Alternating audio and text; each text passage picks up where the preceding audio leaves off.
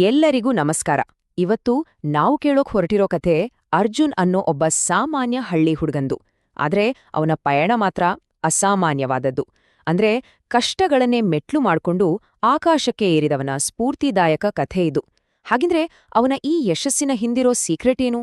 ಬನ್ನಿ ಈ ಪಯಣದಲ್ಲಿ ನಾಮೂ ಜೊತೆಯಾಗೋಣ. ನೋಡಿ, ರೈತನ ಮಗ ಎಂಜಿನಿಯರ್ ಆಗ್ತಾನಾ? ಇದು ಸುಮ್ನೆ ಕೇಳಿದ ಒಂದು ಪ್ರಶ್ನೆ ಅಷ್ಟೇ ಆಗಿರ್ಲಿಲ್ಲ. ಇದು ಅರ್ಜುನ್ನ ಕನಸಿಗೆ ನೇರವಾಗಿ ಹಾಕಿದ ಒಂದು ಸವಾಲು, ಅವನ ಕೆಪಾಸಿಟಿ ಮೇಲೆ ಎತ್ತಿದ ಒಂದು ಡೌಟ್. ಆದ್ರೆ ನಿಮ್ಗೆ ಗೊತ್ತಾ, ಇದೇ ಅನುಮಾನ, ಇದೇ ಗೇಲಿ ಇದೆಯಲ್ಲ, ಅದೇ ಅವನೊಳಗಿನ ಛಲದ ಕಿಡಿಗೆ ತುಪ್ಪ ಸುರಿದು ಅದನ್ನೊಂದು ದೊಡ್ಡ ಜ್ವಾಲೆ ಆಗೋ ಹಾಗೆ ಮಾಡಿದ್ದು. ಸರಿ, ಈ ಕಥೆ ಶುರುವಾಗೋದು ಶಿವಪುರ ಅನ್ನೋ ಒಂದು ಪುಟ್ಟ ಹಳ್ಳಿಯಿಂದ. ನಮ್ಮ ಹೀರೋ ಅರ್ಜುನ್ ಬೆಳೆದಿದ್ದೇ ಇಲ್ಲಿ. ಪರಿಸ್ಥಿತಿ ಹೇಗಿತ್ತು ಅಂದ್ರೆ, ಅಪ್ಪ ಒಬ್ಬ ಬಡ ರೈತ, ಅಮ್ಮ ಮನೆ ಕೆಲ್ಸ ಮಾಡ್ತಿದ್ರು.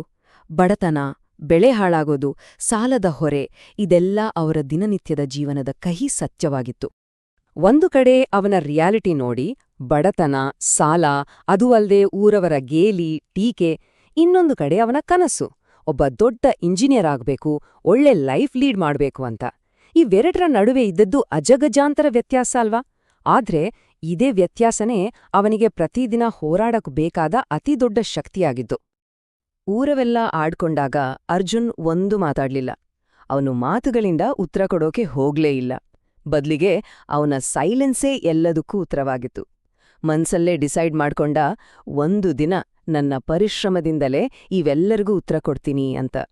ಯಾಕಂದ್ರೆ ಅವನಿಗ್ ಚೆನ್ನಾಗ್ ಗೊತ್ತಿತ್ತು, ಮಾತುಗಳಿಗಿಂತ ಕೆಲ್ಸನೇ ಜಾಸ್ತಿ ಸದ್ದು ಮಾಡುತ್ತೆ ಅಂತ. ಅವನ ನಿರ್ಧಾರವಂತೂ ಸ್ಟ್ರಾಂಗ್ ಆಗಿತ್ತು, ಆದ್ರೆ ದಾರಿ ಅಷ್ಟು ಸುಲಭವಾಗಿರ್ಲಿಲ್ಲ. ಸೊ ಈಗ ಅರ್ಜುನ್ ಪಯಣದ ಮುಂದಿನ ಹಂತಕ್ಕೆ ಹೋಗೋಣ. ಇಲ್ಲಿ ಅವನಿಗೆ ಎದುರಾದ ಒಂದೊಂದು ಕಷ್ಟನೂ ಹೇಗೆ ಅವನಿಗೆ ದಾರಿ ತೋರಿಸೋ ದೀಪ ಆಯ್ತೋ ಅನ್ನೋದನ್ನ ನೋಡೋಣ. ಅವನ ಡೈಲಿ ರುಟೀನ್ ಹೇಗಿತ್ತು ಅಂತ ಒಮ್ಮೆ ಕಲ್ಪನೆ ಮಾಡ್ಕೊಳ್ಳಿ. ಪ್ರತಿದಿನ ಸ್ಕೂಲಿಗೆ 6 ಕಿಲೋಮೀಟರ್ ನಡ್ಕೊಂಡೇ ಹೋಗ್ಬೇಕು. ಸಂಜೆ ವಾಪಸ್ ಬಂದು ಅಪ್ಪನ್ ಜೊತೆ ಹೊಲದಲ್ಲಿ ಕೆಲಸ ಮಾಡ್ಬೇಕು. ಆಮೇಲೆ ರಾತ್ರಿ ಚಿಮಣಿ ದೀಪದ ಬೆಳಕಲ್ಲಿ ಬೆಳಗಾಗೋವರೆಗೂ ಓದೋದು. ಇದು ಅವನ ಕಮಿಟ್ಮೆಂಟ್ ಮತ್ತು ಹಾರ್ಡ್ ವರ್ಕ್ ಹೇಗಿತ್ತು ಅನ್ನೋದಕ್ಕೆ ಒಂದು ಸಣ್ಣ ಸ್ಯಾಂಪಲ್ ಅಷ್ಟೇ. ಮಗ, ಇಷ್ಟೆಲ್ಲ ಕಷ್ಟಪಡೋದನ್ನ ನೋಡಕ್ಕಾಗ್ದೆ ಅವನಮ್ಮ ಪ್ರೀತಿಯಿಂದನೇ ಕೇಳ್ತಾರೆ, ಮಗನೇ ಯಾಕಪ್ಪ ಇಷ್ಟು ಕಷ್ಟಪಡ್ತೀಯಾ? ಇದನ್ನೆಲ್ಲ ಬಿಟ್ಟು ಬೇರೇನಾದ್ರೂ ಸುಲಭದ ಕೆಲ್ಸ ಮಾಡ್ಕೋಬಾರ್ದಾ? ನೋಡಿ, ಈ ಮಾತುಗಳು ಅವನ ಹೋರಾಟಕ್ಕೆ ಒಂದು ಇಮೋಷನಲ್ ಟಚ್ ಕೊಡುತ್ತೆ. ಅಂದ್ರೆ ಅವನ ಫೈಟ್ ಬರೀ ಹೊರಗಿನ ಪ್ರಪಂಚ ಜೊತೆ ಇರಲಿಲ್ಲ, ತನ್ನ ಫ್ಯಾಮಿಲಿಯ ನಿರೀಕ್ಷೆಗಳು ಮತ್ತೆ ತನ್ನ ಕನಸು, ಇವೆರಡರ ನಡುವಿನ ಹೋರಾಟನೂ ಆಗಿತ್ತು. ಯಾವೊಬ್ಬ ಗ್ರೇಟ್ ವ್ಯಕ್ತಿಯ ಜೀವನವನ್ನ ನೋಡಿದ್ರು ಅಲ್ಲಿ ಒಂದು ದೊಡ್ಡ ಸೆಟ್ ಬ್ಯಾಕ್ ಇದ್ದೇ ಇರುತ್ತೆ ಅಲ್ವಾ? ಅದು ಅವರ ಕಮಿಟ್ಮೆಂಟ್ಗೆ ಒಂದು ದೊಡ್ಡ ಟೆಸ್ಟ್ ಇದ್ದ ಹಾಗೆ. ಅರ್ಜುನ್ ಲೈಫ್ನಲ್ಲೂ ಅದೇ ರೀತಿಯಾಯ್ತು. ಅವನ ಕನಸನ್ನೇ ಅಲ್ಲಾಡಿಸಿ ಬಿಡುವಂತಹ ಒಂದು ದೊಡ್ಡ ಸೋಲು ಅವನ್ ಮುಂದೆ ಬಂದು ನಿಂತ್ಕೊಳ್ತು. ಹಗಲು ರಾತ್ರಿ ಅಂತ ನೋಡ್ದೆ ಅಷ್ಟೂ ಕಷ್ಟಪಟ್ಟು ಓದಿದ್ದ. ಆದ್ರೆ PUC ರಿಸಲ್ಟ್ ಬಂದಾಗ ಅವನಿಗೆ ಶಾಕ್ ಕಾದಿತ್ತು. ಮಾರ್ಕ್ಸ್ ತುಂಬಾನೇ ಕಡಿಮೆ ಬಂದಿತ್ತು. ಅವನ ಇಂಜಿನಿಯರ್ ಆಗೋ ಕನಸು ಪುಡಿ ಪುಡಿಯಾದ ಹಾಗೆ ಅನ್ಸ್ಬಿಡ್ತು. ಇತ್ತ ಊರಿನ ಜನ ನಾವು ಮೊದಲೇ ಹೇಳಿದ್ವಿ ಅಂತ ಮಾತಾಡ್ಕೊಳ್ಳೋಕ್ ಶುರು ಮಾಡಿದ್ರು. ಆ ಕ್ಷಣದಲ್ಲಿ ನಿಜಕ್ಕೂ ಅವನಿಗೆ ಎಲ್ಲವೂ ಮುಗೀತು, ಮುಂದೆ ದಾರಿನೇ ಇಲ್ಲ ಅನ್ಸ್ಬಿಡ್ತು. ಆದ್ರೆ ಕತ್ತಲಲ್ಲಿ ಒಂದು ಬೆಳಕಿನ ಕಿರಣ ಬಂದ ಹಾಗೆ ಅವನ ಟೀಚರ್ ಅವನ್ ಸಹಾಯಕ್ಕೆ ಬಂದ್ರು. ಅವ್ರು ಹೇಳ್ದ ಒಂದು ಮಾತು, ಸೋಲು ಅನ್ನೋದು ಎಂಡ್ ಅಲ್ಲ, ಅದು ನಿನ್ನ ಸಕ್ಸಸ್ನ ಮೊದಲನೇ ಮೆಟ್ಟಲು. ಇದು ಅವನಲ್ಲಿ ಒಂದು ಹೊಸ ಹೋಪ್ ತಂತು.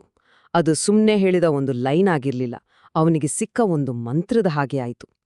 ಸೋತೋಗಿದ್ದವನಿಗೆ ಒಂದು ಹೊಸ ದಾರಿ ತೋರಿಸಿ ಅವನ ಯೋಚನಾ ಕ್ರಮವನ್ನೇ ಕಂಪ್ಲೀಟಾಗಿ ಬದಲಾಯಿಸ್ಬಿಟ್ಟು. ಗುರುಗಳ ಮಾತಿನಿಂದ ಇನ್ಸ್ಪೈರ್ ಆದ ಅರ್ಜುನ್ ಆ ಸೋಲನ್ನ ತನ್ನ ಸ್ಟ್ರೆಂತ್ ಆಗಿ ಬದಲಾಯಿಸ್ಕೊಂಡ. ಆ ಹೊಸ ನಂಬಿಕೆಯನ್ನೇ ಫೋಕಸ್ ಮಾಡಿಕೊಂಡು ಮುಂದೆ ಸಾಗಿದ. ಇದನ್ನ ಅವನ ಲೈಫ್ನ ಸೆಕೆಂಡ್ ಇನ್ನಿಂಗ್ಸ್ ಅಂತಾನೆ ಹೇಳ್ಬೋದು. ಈ ಬಾರಿ ಅವನು ಮೊದ್ಲಿಗಿಂತ ಹೆಚ್ಚು ಸ್ಟ್ರಾಂಗ್, ಹೆಚ್ಚು ಡಿಟರ್ಮಿಂಡ್ ಆಗಿದ್ದ. ಅವನ್ ಮಾಡಿದ ಸ್ಯಾಕ್ರಿಫೈಸ್ಗಳು ಎಂಥದ್ದು ಗೊತ್ತಾ? ಮೊಬೈಲ್ ಫೋನ್ ಇಲ್ಲ, ಟಿವಿ ಇಲ್ಲ, ಫ್ರೆಂಡ್ಸ್, ಫಂಕ್ಷನ್ ಅಂತ ಯಾವುದೇ ಡಿಸ್ಟ್ರಾಕ್ಷನ್ಗಳಿಗೂ ಜಾಗ ಕೊಡ್ಲಿಲ್ಲ. ಹಗಲು ಕೆಲ್ಸ, ರಾತ್ರಿ ಓದು, ಇದೇ ಅವನ ಹೊಸ ಲೈಫ್ ಸ್ಟೈಲ್ ಆಗ್ಬಿಡ್ತು. ತನ್ನನ್ನ ತಾನು ಕಂಪ್ಲೀಟಾಗಿ ಓದೋದ್ರಲ್ಲೇ ಮುಳುಗಿಸ್ಕೊಂಡ. ಇದರ ರಿಸಲ್ಟ್ ಏನಾಯ್ತು? ಸ್ಕಾಲರ್ಶಿಪ್ ಎಕ್ಸಾಮ್ನಲ್ಲಿ ಟಾಪ್ ರ್ಯಾಂಕ್ ಜೊತೆ ಪಾಸಾದ. ಸ್ಕಾಲರ್ಶಿಪ್ ಸಿಕ್ತು ಅಂತ ಸಿಟಿಗೆ ಬಂದ್ಮೇಲೂ ಅವನಿಗೆ ಚಾಲೆಂಜ್ಗಳು ಏನೂ ಕಮ್ಮಿ ಇರಲಿಲ್ಲ. ಹೊಸ ಲ್ಯಾಂಗ್ವೇಜ್, ಹೊಸ ವಾತಾವರಣ, ಇಲ್ಲಿನ ಜನರ ಗೇಲಿ. ಆದ್ರೆ ಈ ಎಲ್ಲದರ ಮಧ್ಯ ಅವನ ರೂಮಿನ ಗೋಡೆ ಮೇಲೆ ಬರ್ದಿದ್ದ ಆ ಒಂದು ಮಾತು, ನಾನು ಯಶಸ್ವಿಯಾಗುತ್ತೇನೆ ಅನ್ನೋದು ಪ್ರತಿದಿನ ಅವನಿಗೆ ಅವನ ಗೋಲ್ ನೆನಪು ಮಾಡ್ತಿತ್ತು. ಅದೇ ಅವನಿಗೆ ಒಂದು ಮೋಟಿವೇಶನ್ ಆಗಿತ್ತು. ವರ್ಷಗಳ ಕಠಿಣ ಪರಿಶ್ರಮ, ತ್ಯಾಗ ಮತ್ತು ಅಚಲವಾದ ನಂಬಿಕೆಯ ನಂತರ ಫೈನಲಿ ಅರ್ಜುನ್ ತನ್ನ ಕನಸನ್ನ ನನ್ಸು ಮಾಡ್ಕೊಳ್ಳೋ ಟೈಮ್ ಬಂತು. ಅವನು ಕಷ್ಟಪಟ್ಟು ಬಿತ್ತಿದ್ದ ಬೆಳೆಗೆ ಫಲ ಸಿಗೋ ಸಮಯ ಬಂದೇ ಬಿಡ್ತು. ಅವನ ಸಕ್ಸಸ್ ಜರ್ನಿ ಹೇಗಿತ್ತು ಅಂತ ನೋಡಿ. ಸ್ಕಾಲರ್ಶಿಪ್ನಿಂದ ಶುರುವಾದ ಪಯಣ, ಎಂಜಿನಿಯರಿಂಗ್ ಡಿಗ್ರಿ, ಆಮೇಲೆ ದೇಶದ ಒಂದು ಟಾಪ್ ಕಂಪನಿಯಲ್ಲಿ ಜಾಬ್, ತನ್ನ ಅಪ್ಪ ಅಮ್ಮನಿಗೆ ಒಂದು ಹೊಸ ಮನೆ ಕಟ್ಟಿಸ್ಕೊಟ್ಟ. ಅಷ್ಟೇ ಅಲ್ಲ, ಕೊನೆಗೆ ತನ್ನ ಹಾಗೆ ಕನಸು ಕಾಣೋ ಹಳ್ಳಿಯ ಬೇರೆ ಮಕ್ಕಳಿಗೆ ಹೆಲ್ಪ್ ಆಗ್ಲಿ ಅಂತ ಒಂದು ಫ್ರೀ ಟ್ರೈನಿಂಗ್ ಸೆಂಟರ್ ಕೂಡ ಶುರು ಮಾಡ್ದ. ನೋಡಿ, ಅವನ ಯಶಸ್ಸು ಬರೀ ಅವನಿಗೆ ಸೀಮಿತವಾಗ್ಲಿಲ್ಲ, ಅದು ಅವನ ಇಡೀ ಊರಿಗೆ ದಾರಿ ತೋರಿಸ್ತು. ಕೊನೆಗೆ ಅರ್ಜುನ್ ತನ್ನ ಇಡೀ ಜರ್ನಿಯನ್ನ ಈ ಪವರ್ಫುಲ್ ಮಾತುಗಳಲ್ಲಿ ಹೇಳ್ತಾನೆ. ನನ್ನ ಪರಿಸ್ಥಿತಿ ನನ್ನ ಫ್ಯೂಚರ್ನ ಡಿಸೈಡ್ ಮಾಡ್ಲಿಲ್ಲ, ನನ್ನ ಹಾರ್ಡ್ ವರ್ಕ್ ಮತ್ತೆ ನನ್ನ ನಂಬಿಕೆ ಅದನ್ನ ಡಿಸೈಡ್ ಮಾಡ್ತು. ಇದ್ರಲ್ಲಿರೋ ಮೇನ್ ಲೆಸನ್ ಏನು ಅಂದ್ರೆ, ನಮ್ಮ ಭವಿಷ್ಯವನ್ನ ನಮ್ಮ ಸುತ್ತಮುತ್ತಲಿನ ಸನ್ನಿವೇಶಗಳು ನಿರ್ಧಾರ ಮಾಡಲ್ಲ, ಬದಲಿಗೆ ನಮ್ಮೊಳಗಿರೋ ವಿಲ್ ಪವರ್ ಮತ್ತೆ ನಮ್ಮ ಮೇಲೆ ನಮಗಿರೋ ನಂಬಿಕೆನೇ ಎಲ್ಲವನ್ನೂ ನಿರ್ಧಾರ ಮಾಡುತ್ತೆ. ಹಾಗಿದ್ರೆ ಅರ್ಜುನನ್ನ ಈ ಇನ್ಸ್ಪೈರಿಂಗ್ ಕಥೆಯಿಂದ ಕಲಿಬೇಕಾದ ಪ್ರಮುಖ ಪಾಠಗಳೇನು? ಮೊದಲನೇದು, ಸೋಲು ಅನ್ನೋದು ಕೊನೆಯಲ್ಲ, ಅದೊಂದು ಹೊಸ ಶುರುವಾತು. ಎರಡನೇದು, ಬೇರೆಯವರು ನಗ್ತಾರೆ ಅಂತ ಕನಸನ್ನ ಯಾವತ್ತೂ ಬಿಡಬಾರ್ದು. ಮತ್ತು ಕೊನೆಯದಾಗಿ, ಸಕ್ಸಸ್ ಅನ್ನೋದು ಬರೀ ಲಕ್ಕಲ್ಲ, ಅದು ಹಾರ್ಡ್ ವರ್ಕ್, ಧೈರ್ಯ ಮತ್ತು ತಾಳ್ಮೆ, ಈ ಮೂರರ ಪರ್ಫೆಕ್ಟ್ ಕಾಂಬಿನೇಷನ್. ಸರಿ, ಈ ಕಥೆಯನ್ನ ಕೇಳಿದ್ಮೇಲೆ ಒಂದು ಪ್ರಶ್ನೆ ಮೂಡುತ್ತೆ ಅಲ್ವಾ?